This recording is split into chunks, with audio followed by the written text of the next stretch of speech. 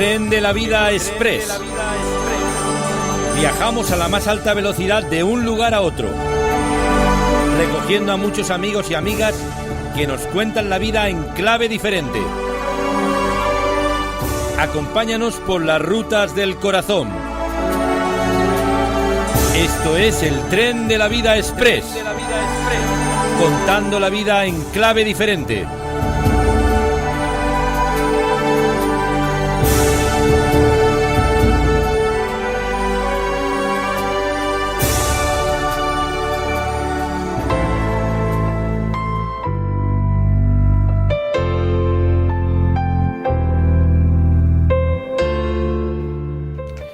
¿Qué es la bioética? La bioética es la ética aplicada a la biología, el respeto a la vida humana, el derecho a vivir y a morir, a manipular embriones y células, a clonar seres humanos y a llegar con el ser humano hasta donde los límites de la ciencia nos permitan. El peligro de la deshumanización está latente sobre nuestras cabezas. Parecía un sueño lejano, huxleyano, pero parece ser que está más cerca que nunca. Reproducción asistida, aborto y eutanasia en el horizonte se vislumbran. ¿Hasta dónde llegaremos? Y para hablar de estas cosas hemos acudido, como siempre, a la ayuda de un buen amigo, de un experto en la materia, un hombre de fe, pero también un hombre de ciencia, como es el doctor en biología Antonio Cruz. Hola, Julio. Me alegro mucho de saludarte. Antonio, danos ante todo una pequeña explicación preliminar sobre la bioética. ¿Qué es exactamente, para situar a nuestros oyentes, la bioética? Bueno, la bioética hay diversas formas de definición, pero en síntesis podría decirse que la bioética es la ética de la vida. Es decir, los procesos biológicos naturales que contemplan la vida humana desde el nacimiento hasta la muerte, aplicar la ética, aplicar la razón, la moralidad, es decir, qué es lícito, qué es ilícito hacer ante la enfermedad, ante la muerte, temas de eutanasia, temas de ingeniería genética, temas de aborto sí, aborto no, temas de fecundación in vitro, de reproducción asistida. Es decir, abarca un amplio abanico de posibilidades a las que se puede acudir con una perspectiva ética distinta. Es decir, hay muchas bioéticas, porque desde la perspectiva de la fe, desde la perspectiva cristiana, seguramente se harán unas valoraciones, desde la perspectiva agnóstica o atea, de lo que es la vida humana en sí, pues seguramente se llegará a otras conclusiones. Pero en realidad la bioética se ocupa, ante todo, de la vida del ser humano. Esto sería una microbioética, pero también la bioética es un campo más amplio, que ocuparía una macrobioética, es decir, también el respeto a la naturaleza, el respeto a las especies vivas, el respeto a los ecosistemas naturales. Ahí entraría pues la valoración ética de la contaminación, de ese efecto invernadero que estamos creando, que está alterando el clima de la Tierra. Eso ya sería una macrobioética. Pero en realidad la bioética tiene también cosas que decir, no solo a la vida humana, sino también a la vida animal y a la vida de los ecosistemas en la biosfera terrestre. Muy interesante. Pero se confrontan actualmente o se comparan actualmente y obligatoriamente dos conceptos. El concepto sobre el valor de la vida humana, el concepto bíblico, donde se han inspirado las fuentes de la bioética en su pura esencia, pero que difieren actualmente mucho, yo no creo que tampoco, cada vez mucho más, del concepto humanista del valor de la vida. ¿Cuál es el concepto de la vida de uno y de otros? Bueno, claro, en cuanto a lo que podríamos llamar ¿qué es la vida humana? Es decir, si la vida humana es lo mismo, es equiparable a la vida animal, a la vida del resto de los seres vivos de este planeta, o la vida humana es cualitativamente distinta, diferente. Entonces ahí es donde están las divergencias entre los creyentes y los no creyentes. Los creyentes entendemos que la vida humana es un don de Dios, es un regalo que Dios nos hizo, porque la vida humana está hecha a imagen de Dios.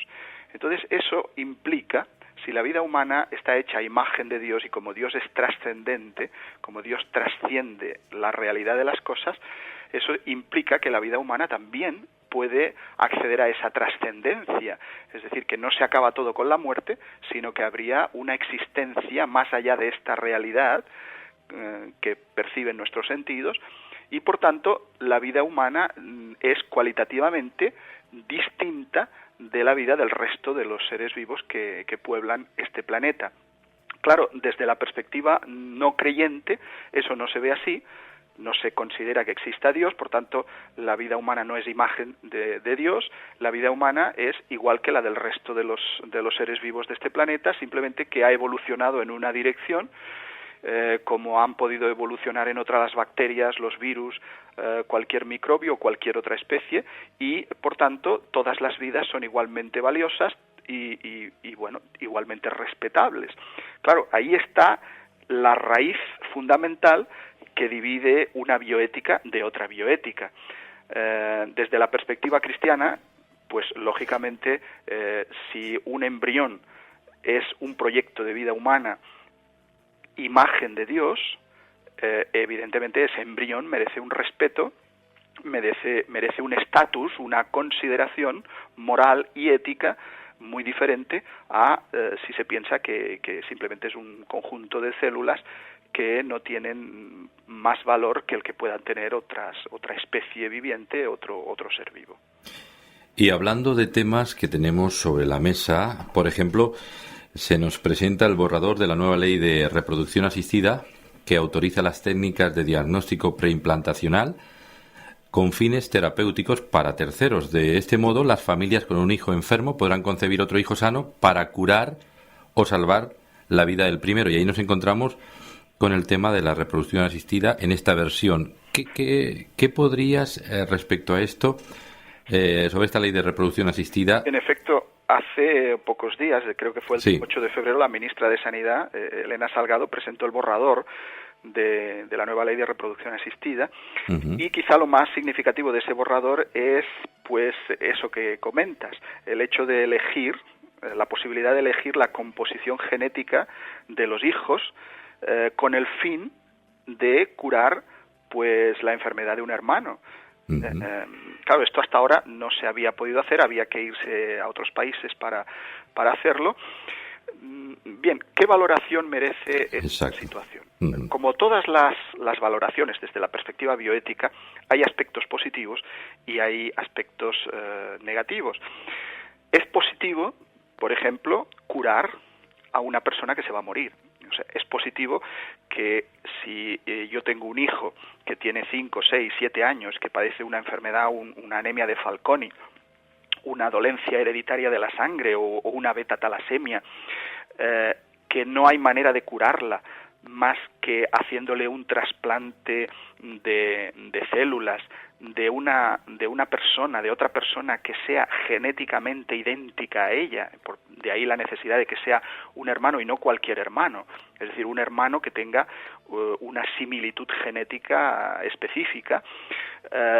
Si yo puedo hacer esto, es decir, si puedo tomar unas células sin dañar a esa criatura que quiero tener, a ese segundo hermano, cuando nazca, y tomar esas células y trasplantarlas al primero para curarlo, eso evidentemente desde una perspectiva ética, yo creo que tanto secular como cristiana, pues es una cosa buena. Todo aquello que promueva la sanidad, que promueva la salud, que luche contra la enfermedad, pues es algo bienvenido. Claro, la cuestión está en que cuando se abre la puerta a estas técnicas, pues por ahí se cuelan otras cosas. De momento se prohíbe el mismo borrador de la ley de reproducción asistida prohíbe la clonación reproductiva, es decir, clonar seres humanos, pero permite la clonación terapéutica, es decir, con fines para curar a otras personas. La clonación terapéutica es fabricar un embrión humano para después obtener de él células madre, es decir, destruirlo para obtener células madre que van a curar a un tercero. Pero aquí ya estamos destruyendo un embrión, máxime cuando también se podrían sacar las células madre de otros tejidos de un adulto, sin necesidad de crear ningún embrión para después destruirlo. Por ejemplo, se puede sacar células madre de la propia placenta, del cordón umbilical de un bebé que ya ha nacido, y se pueden sacar de otros múltiples tejidos del cuerpo humano, desde la médula, la epidermis, los músculos, etcétera, ¿no? Claro, eso ya es cuestionable, porque si se abre la puerta a la clonación terapéutica, la sociedad va a ir viendo con buenos ojos cada vez más hasta que lleguemos a la clonación reproductiva, a clonar seres humanos, y ese es el peligro que se perfila actualmente en el horizonte. Es decir, está bien tener un hijo para curar a un hermano, pero claro, eso nos abriría la puerta a otras posibilidades. Pero también, incluso, aunque se vea bien el tener un hijo para curar a un hermano que está condenado a muerte, también ahí hay otras consideraciones éticas que hacer. Por ejemplo, desde la perspectiva, yo creo que siempre que hay que ponerse en la perspectiva de la persona que nace, ¿no? ¿Cómo se sentiría ese niño, ese hermano segundo, en el futuro? Es decir, es posible que este niño llegue a pensar cuando sea mayor que solo nació para poder ayudar a su hermano o a su hermana mayor. Claro, ahí hay cuestiones que pensar. Es decir, los niños deben ser amados y deben ser queridos por los padres por lo que son, no por lo que son capaces de hacer por otros.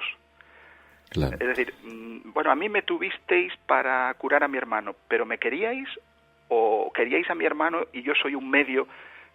Claro, ahí hay interpretaciones que hay que matizar. Además, otro aspecto de ese tema son las técnicas genéticas. Esas técnicas son carísimas. ¿Quién tiene acceso a eso? ¿Por qué solo las personas ricas pueden erradicar las dolencias genéticas? ¿Debería eso llevarse a la seguridad social? Bueno, es imposible por el presupuesto que actualmente tiene la seguridad social. Claro, este hecho puede conducir a que haya grandes desequilibrios entre los ricos y los pobres. El tema de siempre. Sin duda. También está el peligro de crear una raza de superhermanos que miraran así como un poco de reojo a aquellos que poseen alteraciones genéticas. Es decir, es el ver a los minusválidos, a las personas enfermas, pues decir como algo que no merece la pena existir, ¿no? Porque si tenemos este culto a la perfección física, bueno, por ahí se están abriendo peligros del futuro. Sin duda hay muchos aspectos inquietantes respecto a la reproducción asistida. En general, tú estás dando algunos retacios y sin duda alguna vemos la parte beneficiosa, positiva, médicamente hablando. Pero uno se puede llegar a imaginar, Antonio, ¿llegaremos a vivir cuando leíamos en aquellos años revolucionarios El mundo feliz de Huxley, que pensábamos un Estado que controlaba en serie los nacimientos por clasificaciones? ¿Llegaremos a tener la visión huxleyana de un mundo de clonaciones en serie? Parece ser que esto está ahí a las puertas. Bueno, realmente, aunque la mayoría de las personas sensatas, diría yo, rechazan esa posibilidad, bueno, actualmente en España la clonación reproductiva pues está manifiestamente prohibida, ¿no? Y en la mayoría de los países del mundo. Eso no quiere decir que no haya personas que estén trabajando porque se implante. Es decir, hay científicos que se van a paraísos no fiscales, pero sí científicos, es decir, a lugares donde estas técnicas, estas prácticas no están prohibidas, y allí montan laboratorios y se dedican a intentar clonar a seres humanos. Que se sepa, todavía no se ha clonado a nadie oficialmente, pero hay gente que está intentando esta situación. ¿Llegaremos a ese mundo feliz de Aldous Huxley? Bueno, quizá no, tal como está en la película, pero claro, si la ingeniería genética nos permite manipular en los embriones y nos permite modificar los genes para curar enfermedades, cosa que hasta cierto punto es legítima, ¿qué impide, dónde está la frontera que nos prohíba, o que prohíba a los científicos en un momento dado decir, bueno, no voy a curar enfermedades, pero sí voy a crear características de perfección? Es decir, yo quiero el niño a la carta, quiero el niño alto, rubio, con los ojos azules, atlético, en fin, eso puede llegar un momento que quien tenga dinero para pagarlo pueda diseñar a su hijo. Yo creo que eso es absolutamente rechazable. Eso, desde la perspectiva ética, es programar a individuos con arreglo a nuestra voluntad, a nuestro criterio, sin haberles pedido permiso y de manera bastante aleatoria, ¿no? Sin duda, la reproducción asistida, la manipulación genética, la biotecnología, todas estas cosas nos apuntan realmente a cuestiones, por una parte, interesantes, pero ¿cómo vamos a dosificarlo? ¿Cómo vamos a manejar estas cosas cuando nos hacen pensar en la tentación de la manipulación y de visiones abyectas como las vividas por Europa con el nazismo y otras? Realmente es para tener muy presente una cosa así, ¿verdad? Claro, porque es que además, si uno se pregunta fríamente, ¿qué derecho tienen los padres para elegir cuáles son las mejores características genéticas para sus hijos y para los hijos de los hijos? Porque claro, no se trata solo de nuestros hijos. Es que si nosotros modificamos genéticamente para mejorar la raza, pues eso no va a quedar solo en una generación. Esas modificaciones llegan a los nietos, a los bisnietos y se propagan. Entonces, no sabemos hasta qué punto modificar el genoma pueda tener consecuencias a largo plazo imprevisibles.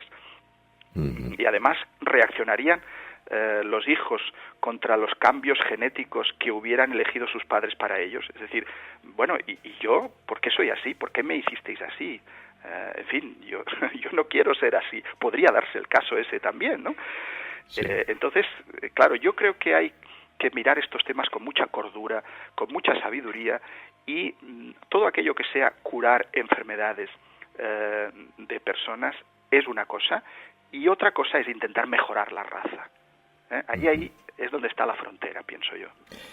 Antonio, pasando página, tenemos aquí estadísticas que 1 de cada 4 españolas que abortan ya lo habían hecho antes, y por un estudio más reciente, 1 de cada 3 españolas que habían abortado lo han hecho. O sea, el número cada vez es mayor, y este es un tema preocupante también.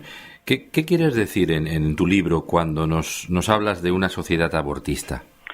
Bueno, pues precisamente eso mismo que acabas de decir. Yo creo que el tema del aborto, el aborto provocado, ha sido siempre pues una herida sangrante en la conciencia de los pueblos. Yo creo que es el interrogante a la sensibilidad ética más grande que existe en la actualidad. Entonces, sí, vivimos en una sociedad abortista, una sociedad en la que el claustro materno se ha convertido en el lugar más inseguro del mundo, una sociedad liberal que aspira a ser avanzada y que de alguna manera barniza la realidad del aborto con una capa de progresismo jurídico, y además una sociedad muy paradójica, porque mientras por un lado se lucha contra la tortura, contra la pena de muerte, contra temas como la ablación del clítoris, contra pues el maltrato a los animales y a los seres humanos, pues por otro lado se amplían los supuestos para poder aplicar el aborto a criaturas indefensas antes de su nacimiento. Es contradictorio esto. Es absolutamente contradictorio, ¿no? Claro, yo creo que hay múltiples razones de este incremento del aborto, pero claro, estamos viviendo en una sociedad del bienestar. Entonces, todo aquello que pueda suponer una molestia se trata de eliminar de raíz, de erradicarlo inmediatamente. Y, claro, el aborto pues está creciendo precisamente por eso. Cuando hay una molestia, algo que interrumpe mis deseos de libertad o mis proyectos de futuro, pues la solución más fácil es el aborto. También máxime cuando las creencias de la gente, los valores, la fe, se ha perdido en muchos ambientes. Entonces, claro, si la criatura que llevo en mi vientre no es imagen de Dios, no es un ser trascendente, pues es un puñado de células que no tiene apenas mucho valor, me puedo desprender de eso. Yo hago con mi cuerpo lo que me da la gana, es la típica reivindicación feminista. Todo eso ha calado en nuestro mundo, y la verdad es que las cifras de abortos son escalofriantes, no solo en el mundo, en Europa, sino también en Estados Unidos. Realmente el tema es alarmante. El tren de la vida. ¿Qué tipos de aborto y argumentos se plantean hoy en día, Antonio? Bueno, hay muchas clases de aborto, ¿no? Por ejemplo, el aborto terapéutico es el aborto que se recomienda a la mujer pues cuando hay alguna situación que puede poner en peligro la vida de la madre gestante, ¿no? Bueno, esto ya se considera desde hace mucho tiempo. Usted, mire, si no aborta, pues usted puede morir, ¿no? Eso tiene una valoración ética. Luego está el aborto que es el eugénico o el eugenésico. Pues es el que se plantea cuando parece que el embrión está defectuoso, cuando hay evidencias reales de que puede producir alguna malformación o alguna anomalía congénita. Entonces el médico, si ha hecho un diagnóstico prenatal, le aconseja a la madre que aborte, pues porque la criatura que lleva en su vientre está mal. Claro que a veces se han producido errores, es decir, a veces se ha producido el aborto y realmente la criatura estaba bien, no estaba mal. Está también el aborto criminológico, que podríamos llamar también ético o humanitario, aquel que solo se produce en el 1% de los casos de aborto, pero es cuando la mujer queda embarazada por una violación o por un acto de incesto y contra su voluntad. Pero desde luego el que más abunda, el aborto que más se practica actualmente en España y en el resto del mundo, es el llamado aborto psicosocial, es decir, el que se practica pues por motivos sociales, porque la mujer tiene una economía precaria, porque es joven y no tiene todavía su futuro hecho, porque tiene escasos medios o muchos hijos, un elevado número de hijos, o la mujer es soltera y no quiere enfrentarse a ese tipo de rechazo social que cada vez es menos, pero que existe todavía, o se aborta porque el embrión es el producto de relaciones extramatrimoniales que se quieren ocultar, ¿no? En fin, que el aborto psicosocial sería el motivo por el que más se está abortando en nuestro mundo, y además yo creo que es desde el punto de vista ético, bioético, es el menos argumentable. Uh-huh. Incluido ahora ya tenemos la pastilla del día después, que esto es otra agresión flagrante contra... Sí, claro, es una pastilla claramente abortiva. Es decir, si se ha producido la fecundación, lo que hace esa pastilla es que impide la anidación en la pared del útero. Es decir, el óvulo y el espermatozoide ya unidos, ya en el proceso de desarrollo embrionario, bajan por las trompas, y cuando van a implantarse en la pared del útero, pues ahí se impide y se destruye. Es un aborto, clarísimo. Es un aborto preimplantatorio, pero es un aborto. Porque ya estamos en vísperas, ¿verdad, Antonio?, de la ley civil, o sea, completa despenalización del aborto definitivamente en todos los supuestos ya. Estamos en vísperas de eso. Sí, claro.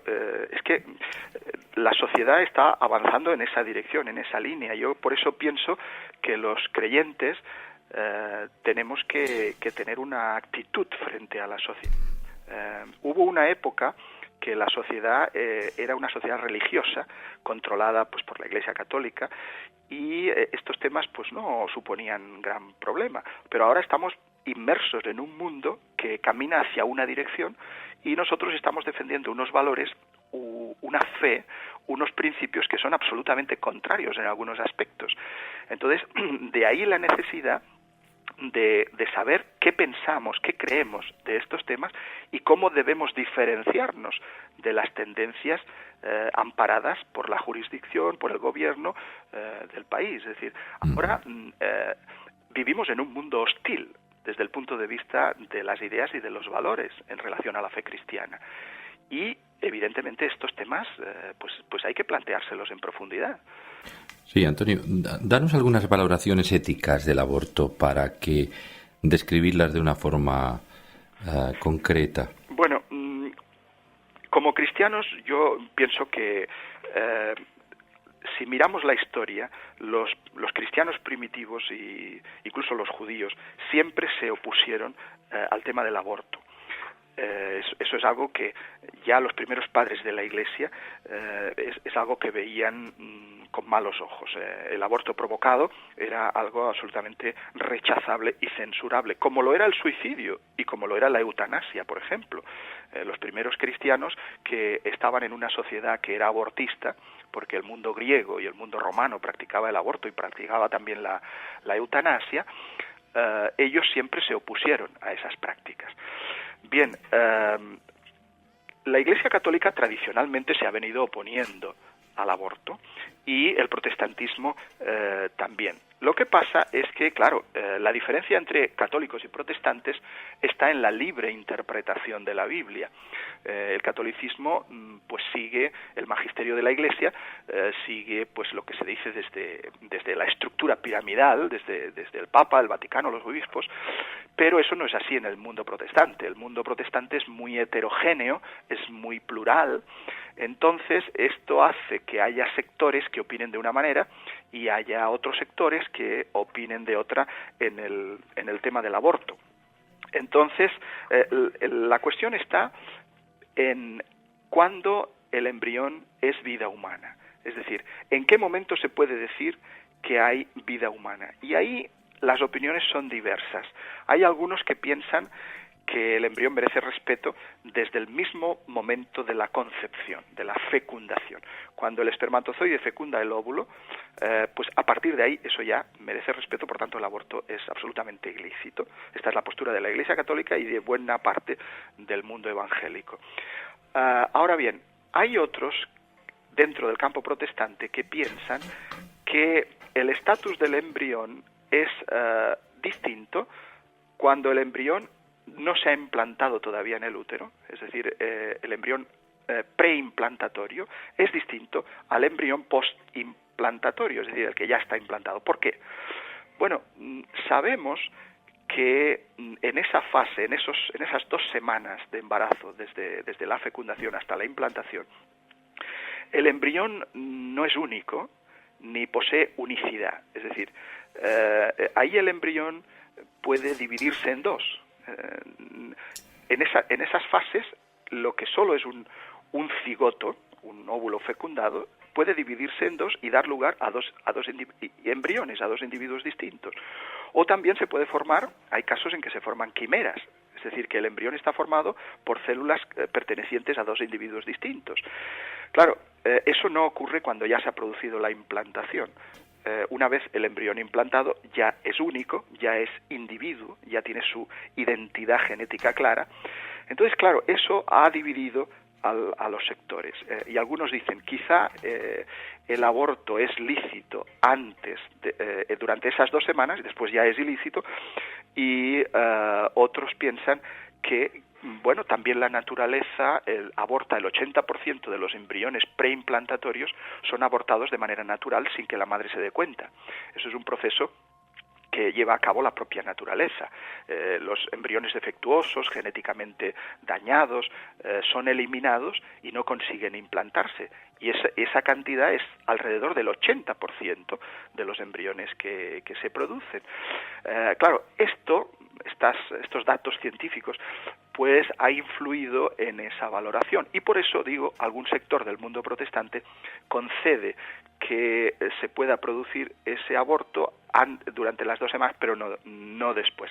Pero bueno, luego también hay gente que cree que en cualquier momento, según las condiciones, se puede producir el aborto. Es un tema amplio, es un tema debatido. Yo personalmente pienso que la fecundación, la concepción es fundamental.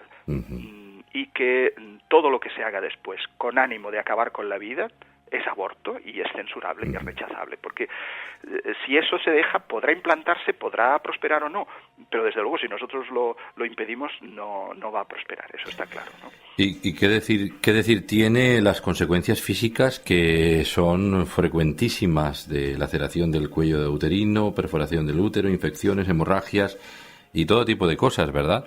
Sí. Hay una lista larga. La mujer que ha abortado pues tiene más posibilidades de no poder volver a concebir.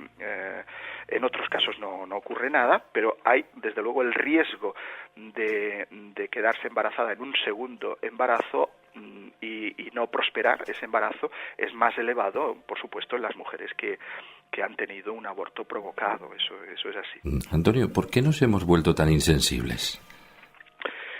Bueno, yo creo que no sé, la vida humana nos hemos vuelto insensibles por el exceso de bienestar. O sea, nos hemos acostumbrado tanto al placer, al bien, que no soportamos el sufrimiento.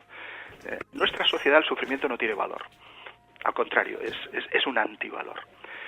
Es absurdo sufrir, ¿no? Sin embargo, todas las sociedades antes de la nuestra sufrieron. Y desde la perspectiva cristiana, el sufrimiento puede tener también un valor, un mérito. El sufrimiento puede hacernos madurar como personas, como seres humanos. Y claro, cuando se rechaza todo sufrimiento, eso genera un egoísmo en las personas que nos hace poner nuestro placer, nuestro bienestar por encima de todo, incluso por encima de la vida de embriones, de esos niños que nos pueden de alguna manera perjudicar. Y eso, claro, genera insensibilidad, bueno, la Biblia tiene un nombre para eso, la Biblia le llama pecado. Es decir, el poner mis intereses por encima de los intereses de los demás, siempre, incluso hasta llegar a matar a los demás, es algo absolutamente condenable desde la perspectiva bíblica. Qué fácil es tergiversar las palabras, quitar un punto, un acento de aquí o de allá, y al final la frase suena tan distinta. No tiene nada que ver con el original. Mirando nuestro mundo hoy se me ocurre que puede que nuestra trampa sea igual.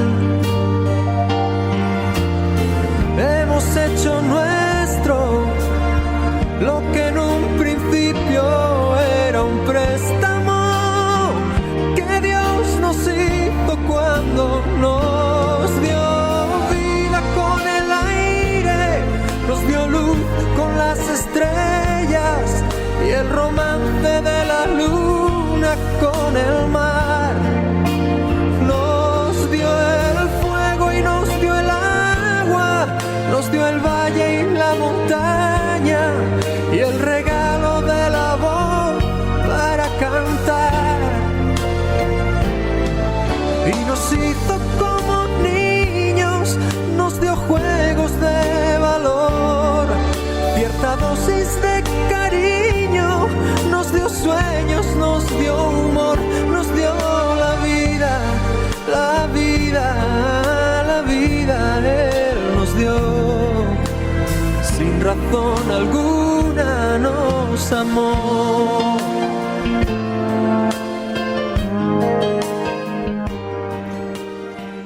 Antonio, como dice nuestro buen amigo Marcos Vidal, la vida es algo sagrado, ¿verdad? Es un don de Dios. Sí, yo creo que la vida es algo absolutamente respetable, incluso por disminuida que esté.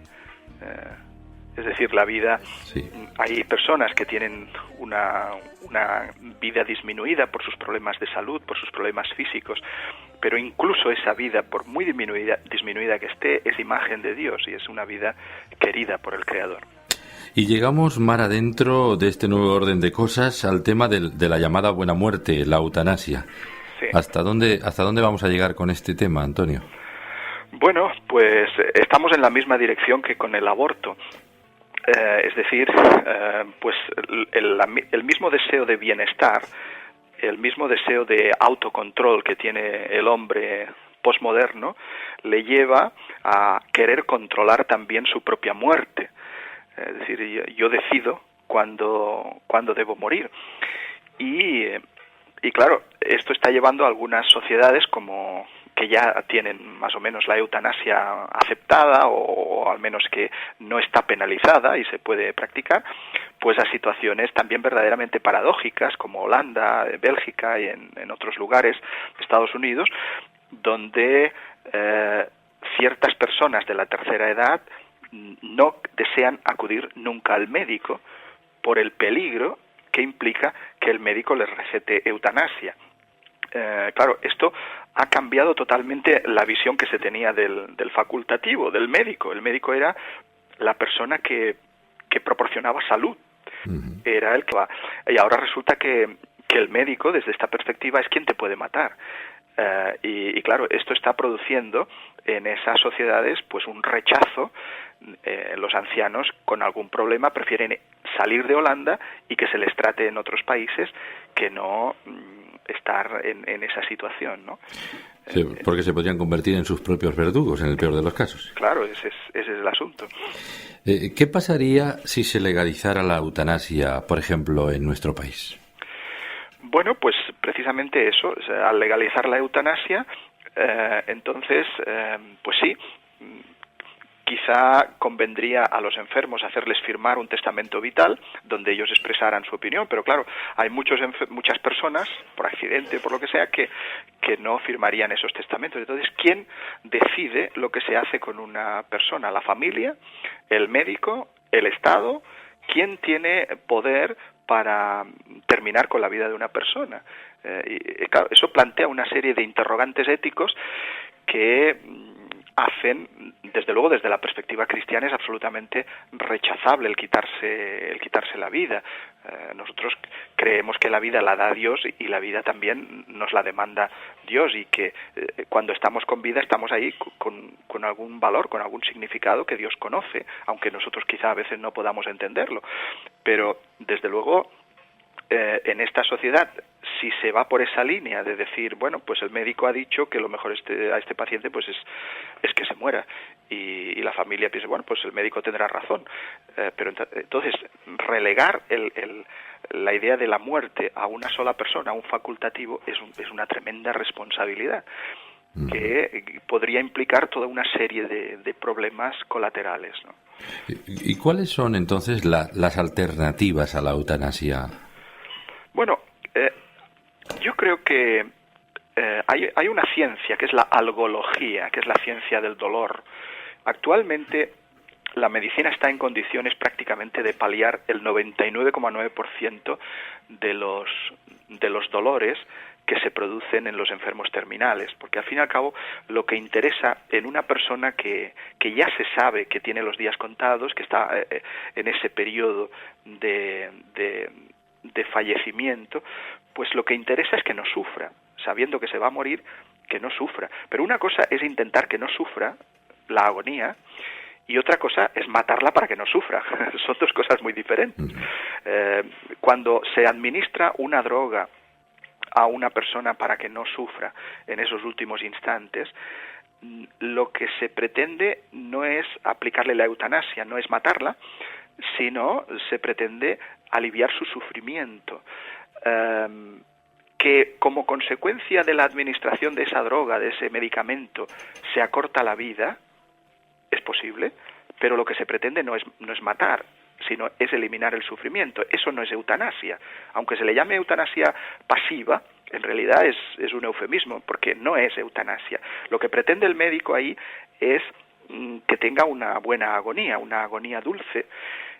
Ahora, la eutanasia es otra cosa. La eutanasia es matar deliberadamente, también para que no sufra, o por las razones que sea, que sufra física o que no sufra física o moralmente. Son dos conceptos distintos. Yo creo que el primero es legítimo desde la perspectiva de la fe cristiana, es decir, podemos ayudar a morir. Eso es legítimo, aunque de esa ayuda que nosotros demos para aliviar el sufrimiento pueda desprenderse que la vida se acorte unas horas, unos días. Bueno, es posible, pero la intención nuestra no es matar, sino que es ayudar a morir, y eso es legítimo. Y en cambio lo que es censurable, lo que es rechazable desde la bioética cristiana, sería ya aplicar un cóctel, unos medicamentos para acabar claramente con la vida del paciente. Ahí hay un matiz, una diferencia muy notable. Y cuando nos hablas en tu libro de bioética cristiana, editado, por cierto, por Editorial CLIE, que está al alcance de todos nuestros oyentes, de que vivir el morir, entiendo que estás hablándonos de una actitud ante la muerte, que ahí es donde está el kit de la cuestión. ¿Qué actitud tenemos ante la muerte? Muchos, la mayoría de la gente actualmente, ¿verdad? Pues sí, bueno, es lo mismo, está todo siempre relacionado, ¿no? La muerte se ha convertido en nuestra sociedad en una especie de tema tabú. Se tiene miedo a hablar de la muerte porque la verdad es que la mayoría de la gente no está preparada para morir. Claro, la gente que no cree en una vida después de la muerte, en una trascendencia, pues piensa que la muerte es el punto y final. Pero claro, desde la perspectiva de la fe, la muerte es la entrada a otra dimensión, a otra situación, a otra trascendencia. Entonces, para el no creyente, ese tabú en el que se ha convertido la muerte le hace ocultarla, le hace rechazarla. Incluso en los hospitales a veces hay un código secreto, ¿no?, de luces para saber en qué ascensor está viajando la camilla con el difunto, para que nadie se dé cuenta de que alguien ha muerto. Se pretende camuflar la muerte. En las escuelas, por ejemplo, a los niños se les explica muy bien en nuestra sociedad cómo vienen los bebés al mundo. Ya todos los niños saben que no vienen de París, que no los trae la cigüeña, pero los niños no saben cómo se van sus abuelitos de este mundo. Nadie les habla del tema de la muerte. Entonces, claro, eso está generando, en vez de producir una mayor felicidad en el ser humano, el rechazo de la idea de la muerte, lo que produce es una serie de inconvenientes y de problemas que hace que la muerte se convierta casi en algo pornográfico. Incluso a veces las familias que padecen pues el fallecimiento de un ser querido se comportan casi como si hubieran sufrido una grave humillación, como una vergüenza. Se nos ha muerto alguien, qué vergüenza, hay que ocultar eso. O sea, no se asume la realidad de la muerte. Y la verdad es que la muerte forma parte de la vida. Nacemos para morir y toda nuestra vida se dirige hacia ese lugar. Entonces, yo creo que el creyente no puede vivir así, no puede vivir afectado como esta sociedad por el tema de la muerte, por la sencilla razón de que la muerte es el tránsito, es la puerta hacia el más allá, hacia la eternidad. Entonces hay que aprender a vivir el morir, como digo en mi libro. Hay que aprender a vivir, a envejecer con dignidad. No hay que querer que aferrarse a la juventud eternamente. Ese es otro de los temas que en nuestra cultura también se ha convertido en un mito casi, el mito a la juventud, la eterna juventud, incluso en la moda, en el estilo de vida, en la ropa que se lleva, en los hábitos de la gente de más de 60 años. A veces da la impresión de que los padres se comportan como adolescentes y los adolescentes como padres adultos y maduros en nuestra sociedad. El eterno adolescente. Entonces yo creo que bueno, como personas tenemos que ser conscientes de la edad que tenemos, el momento de la vida en el que estamos, contar nuestros años, nuestros días con alegría, pensar, bueno, pues ¿cuánto tiempo me queda? ¿Qué quiero hacer en ese tiempo? ¿Cómo quiero gastar mi vida? ¿Qué es lo que verdaderamente importa en la vida? ¿Estoy haciendo lo que debo? ¿O a lo mejor estoy perdiendo el tiempo en cosas absolutamente irrelevantes que no conducen a nada positivo? ¿No sería bueno que cambiara de actitud? Porque ¿cuántos años me quedan de vida? Entonces, yo creo que esa reflexión, ese pensar en uno mismo, es altamente enriquecedora, porque nos enseña a vivir lo que nos queda de vida y también nos enseña a afrontar la muerte, pues casi diría yo con esperanza, a afrontar la muerte con ilusión, porque la muerte no puede ser la última frontera. La muerte no puede ser el punto y final. Eso es algo inimaginable, que la conciencia del ser humano, con lo que es capaz de hacer el ser humano, se acabe todo en una tumba fría, es absolutamente rechazable esa idea. Y desde luego, desde la perspectiva cristiana, la muerte, hay que saber encarar la muerte para saber también vivir la vida.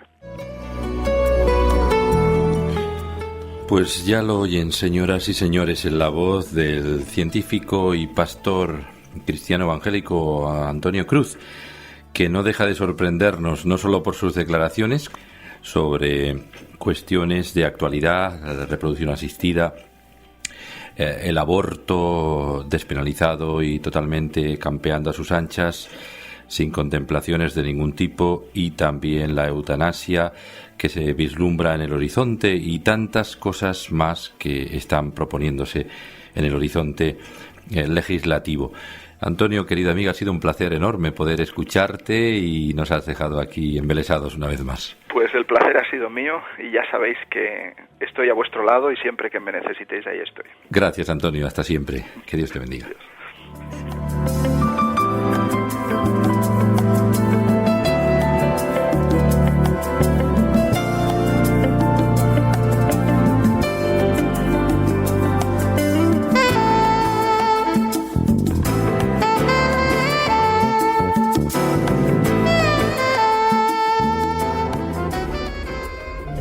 El tren de la vida.